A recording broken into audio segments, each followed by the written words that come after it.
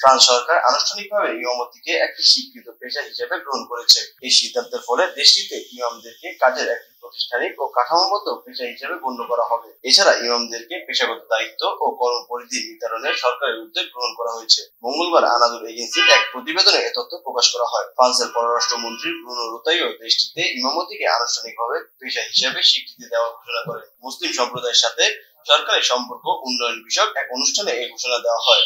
সরকারের এই সিদ্ধান্তের ফলে ফ্রান্সের কর্মসংস্থান সংস্থায় ইমামদের জন্য একটি নির্দিষ্ট কর্মবর্ণনা তৈরি করা হবে। এতে ইমামদের দায়িত্ব, কাজের পরিধি, পেশাগত শর্তাবলী স্পষ্টভাবে উল্লেখ থাকবে। এছাড়া ইমামদের জন্য সরকার নির্ধারিত কর্মসংস্থান চুক্তি, যা তাদের কাজের নিরাপত্তা নিশ্চিত করবে। ফলে ইমামরা একটি সংগঠিত কাঠামোর মধ্যে পেশাগত দায়িত্ব পালন করতে পারবেন। মন্ত্রী জানান, 2023 সালে দেশটিতে 173টি মুসলিম বিরোধী হামলার ঘটনা নথিভুক্ত করা হয়েছে। তবে প্রকৃত সংখ্যা আরো বেশি হতে পারে বলে আশঙ্কা প্রকাশ করেছেন তিনি। এই সমস্যার সমাধানে ফরাসি সরকার একটি নতুন অনলাইন অভিযোগ প্ল্যাটফর্ম চালু করবে।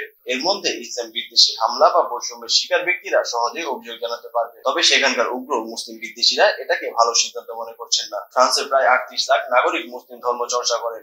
এর বাইরে আরো অভিবাসী আছে।